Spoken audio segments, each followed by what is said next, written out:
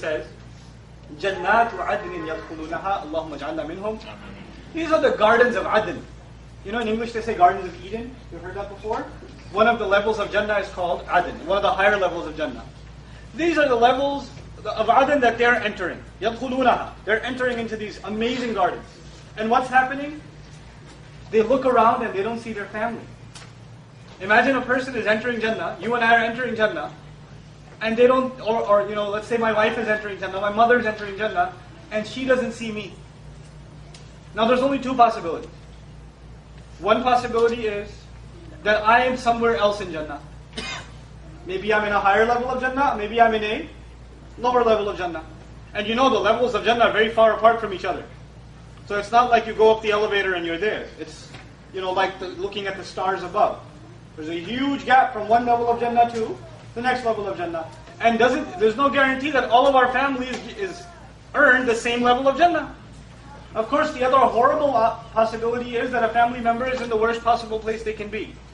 But this ayah tells us, imagine for a moment, that Allah enters us by His mercy, some of the members of our family get into Adn, a higher level of Jannah. And imagine some others are in some lower level of Jannah. They're in a lower level. Obviously we can't meet them.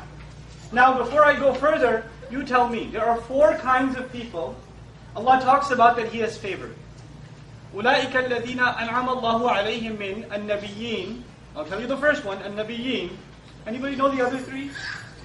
الصِّدِّيقِينَ, الشُّهَدَاء, الصَّالِحِينَ, وَحَسُنَ أُولَٰئِكَ رَفِيقًا. The prophets, those who confirm the truth in the prophets, the martyrs and the righteous. Four levels of people that basically earn Jannah. What is the lowest of these four levels? The righteous, as-salihin. Now listen to this. وَمَنْ صَلَحَ مِنْ آبَائِهِمْ. And whoever was righteous from among their ancestors. Salaha implies here the lowest level qualified to enter Jannah. This person made it to Adn. Their family member is at the lowest level. They're at least righteous, so they made it into Jannah. And Allah says, because of you, they get upgraded. They get upgraded. You could be with them. Now here's the thing. I like to compare this to dunya. You know, in dunya, you go into make a booking at a hotel, right? So you have a lot of family coming, you make a booking at a hotel, you get the executive suite on the top floor, the really big baller room that they charge a lot of money for, and they only have like 3 rooms like that. You get one of those rooms. And the rest of your family has 5, 6 rooms on one of those economy peasant class floors. Right? They have those. So you go to the concierge and say, I'd like to be with my family. What are they going to do? Put all of them in executive suites or put you down in the economy class? What are they going to do? They're going to put you down in economy class. What does Allah do here? You're in the executive class Jannah, the premium package. They're in the economy package Jannah. What does Allah do? He upgrades them. وَمَنْ صَلَحَ مِنْ آبَائِهِمْ. And then Allah says آبَائِهِمْ. It's such a beautiful thing. It's this amazing reunion, not like the ones we have at Eid. The reunions we have at Eid get complicated. Not like those. These are actually happy occasions. Right? What happens here is, you know, for example, before I was born, my mother's dad, my grandfather had passed away. I never met him. I only heard stories about him from my mother. Right? There are people who tell me my great-grandfather was a muhaddith. 3, 4 generations ago he was this or he was that. Or my great-great-great-grandfather fought the British in this war. And we have stories recorded in history and, you know, we're from his legacy, etc., etc. You don't just get to meet your dad and your granddad. You get to meet your ancient ancestors. I mean, I come from Pakistan, and I know for a fact, probably somewhere up in my ancestry, my ancient ancestors were Hindu. Right? Islam came to them. They're not like born into Islam. They were Hindu. And there was some Hindu back in the day that became a Muslim. And because of that one guy's decision, his children's children down to me are saying La ilaha illallah. I'd like to meet that guy. My great-great-granddad. How was it? Who told you about Islam? You know? It'd be amazing.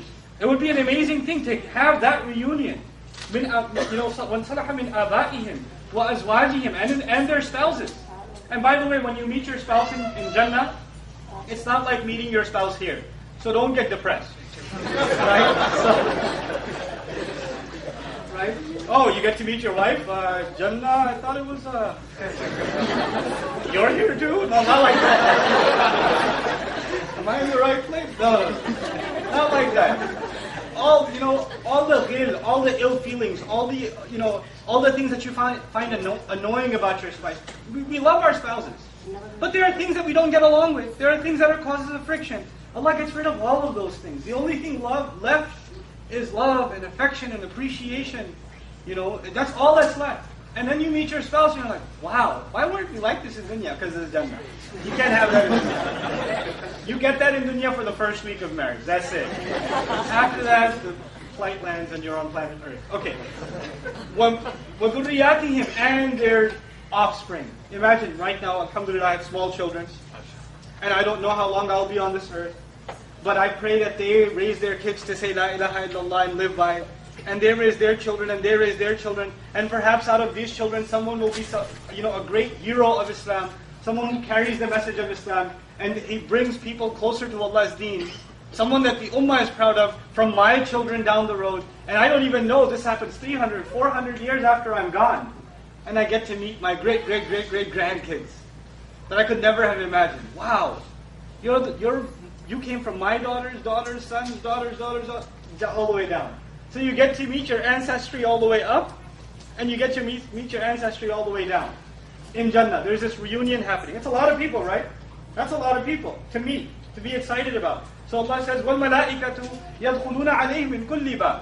And on top of this, there are angels. And Allah mentions in this surah specifically a certain group of angels. He calls them حَفَظَةٌ مُعَقِّبَاتٌ. These are angels that guard us.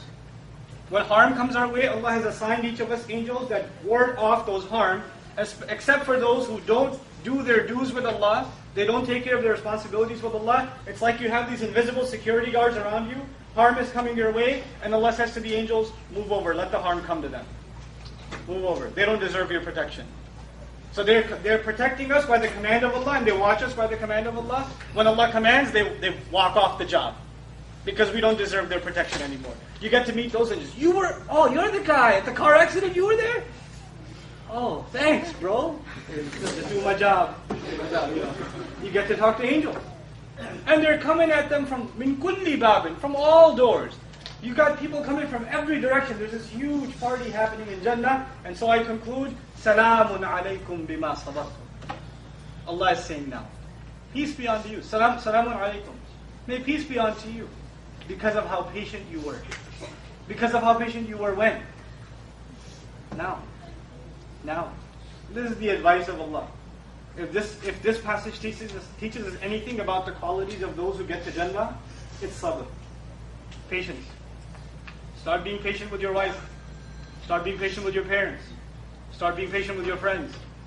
Start being patient with your community, with your masjid, with your imam, with people that are praying next to you that are really annoying, with children that are running around and making noise. There are some people who didn't hear a word I said because they heard a child say, eh. That's it. This entire 40 minutes, all they were thinking was, whose child is that? And they're just following, where'd he go? I need to see where, that's all that's going on in their head. There's no patience. If we can exercise our patience, the rewards are tremendous. The thing Allah is offering us is beautiful. These are the kinds of counsel and advice and reminder that Allah offers us time and time again in the Quran. It's so beautiful. Well, who's going to make the time to go to the Quran and listen and take in the advice, the counsel, the reminder, the beautiful words Allah is offering to you and me personally. This is personally for us. May Allah make us of those who become a people of listening to the Quran and enjoying its message and internalizing it and really taking it as counsel and therapy for ourselves. May Allah make us a people of patience. May Allah make us a people of Jannah who enjoy His Jannah, and we get to hear Allah tell us, Assalamu alaikum bima sabartum. May peace be upon you because of what patience you had. Allahumma ja'alna min as-sabirin. فَنِعْمَ عُقْبَى الدَّارِ. What an awesome final home to be in. Allah Himself calls it awesome. How awesome must it be? As you and I have an opinion of what is awesome, Allah is saying here, نِعْمَ عُقْبَى الدَّارِ. Allah is saying it's awesome. So how incredible must that home be? May Allah make us all permanent residents of that home. Barakallahu li wa lakum. Assalamu alaikum wa rahmatullahi wa barakatuh.